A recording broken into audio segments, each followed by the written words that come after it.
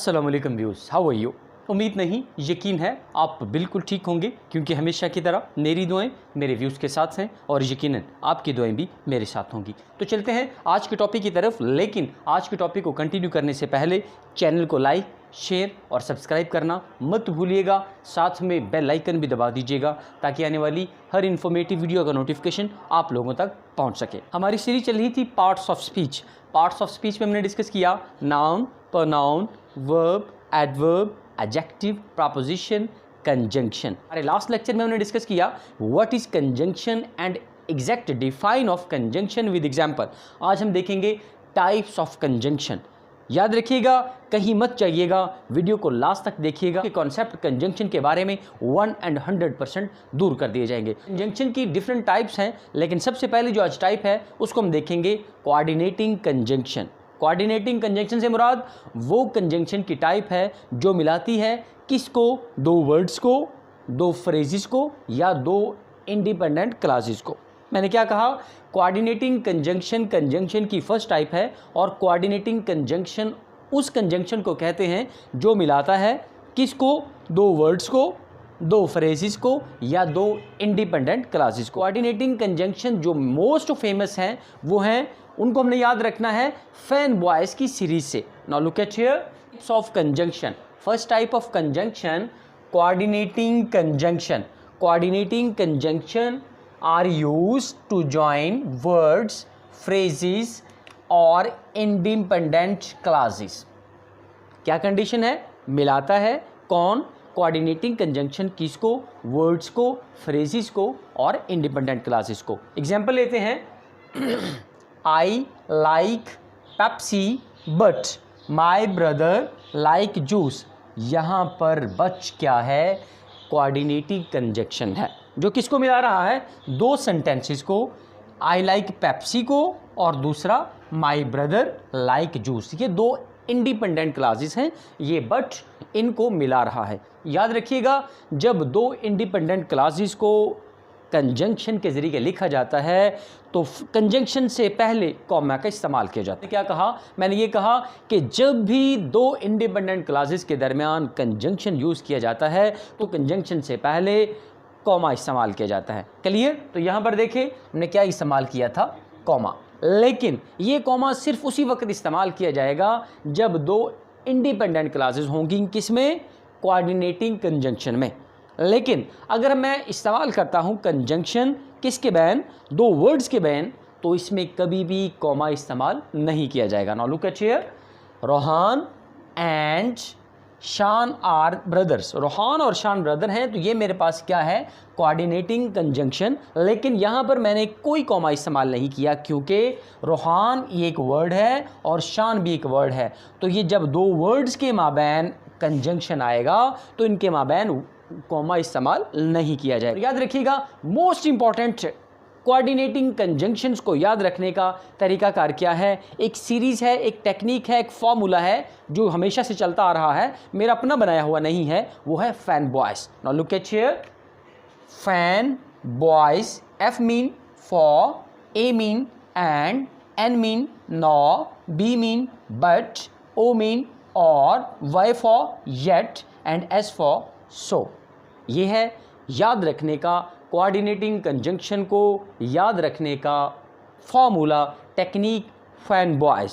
Clear. Second type of conjunction is subordinating conjunction. इसके name से पता चल रहा है कि ये वो कंजंक्शंस होंगे जो गुलामी का काम करेंगे। तो कंजंक्शंस कौन से, सबऑर्डिनेटिंग कंजंक्शंस वो कंजंक्शंस होते हैं जो मिलाते हैं डिपेंडेंट क्लास को इंडिपेंडेंट क्लास के साथ। Now look at here, subordinating conjunctions are used to join dependent class to independent class या main class। क्या मतलब है बात करने का, डिपेंडेंट क्लास को मिलाते हैं किसके साथ, इंडिपेंडेंट क्लास के साथ या मेन क्लास के साथ। और जनरली ये कौन कौन से होते हैं, after, as, although, because, before, if, how, since, then, that and many more. Now look at here, after, as, although, before, because, if, how, since, then, though and many more। लेते हैं example,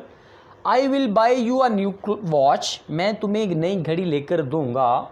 if, तो ये क्या है, subordinating conjunctions है। If you pass the exam, अगर तुम इम्तिहान पास करते हो तो मैं तुम्हें नई घड़ी लेकर दूंगा। है डिपेंडेंट क्लास है और ये क्या है, इंडिपेंडेंट क्लास है। ये डिपेंड कर रही है इस पे, और इनको जोड़ कौन रहा है, इफ़। क्लियर, बात हमेशा जहन में बिठा लीजिएगा, यहाँ पर किसी किस्म का कॉमा इस्तेमाल नहीं किया जाता। हाँ, कॉमा सिर्फ एक कंडीशन पर इस्तेमाल कर सकते हैं, अगर डिपेंडेंट क्लास को मैं पहले लिखूं और इंडिपेंडेंट क्लास को मैं बाद में लिखूं तो कॉमा इस्तेमाल किया जाएगा। नाउ लुक एट हियर, ये डिपेंडेंट क्लास थी, अगर इसको मैं लिखता हूँ फर्स्ट, पहले लिखता हूँ if you pass the exam, जब डिपेंडेंट क्लास को पहले लिखा तो इसके फ़ौरन बाद कॉमा लगा दिया। I will buy you a new watch, यानी कि इसमें कॉमा किस में, सबऑर्डिनेटिंग कंजंक्शन में कॉमा उस वक्त इस्तेमाल करते हैं जब डिपेंडेंट क्लास को पहले लिखा जाता है। अगर इंडिपेंडेंट क्लास पहले लिखी जाती है तो इसमें कॉमा नहीं आता। Clear. Third and last type of conjunction is correlative conjunction. इसके नेम से पता चल रहा है कोरिलेटिव। ये क्या करते हैं कंजंक्शंस, ये मिलाते हैं किसको, सेंटेंस के एलिमेंट्स को इकट्ठा करते हैं। याद रखिएगा, ये वाले जो कंजंक्शंस हैं ये हमेशा पेयर की फॉर्म में होते हैं, जोड़े की फॉर्म में होते हैं। Now look at here, are used to join equal sentence elements together. Clear, either or, neither nor, both and, not only but also, यानी कि ये पेयर की फॉर्म में होते हैं, ये अकेले नहीं होते। कोरिलेटिव मीन पेयर की फॉर्म में। एग्जाम्पल लेते हैं इसकी, आइदर आसिफ और Wasif will come today. Either के साथ क्या आ गया, और।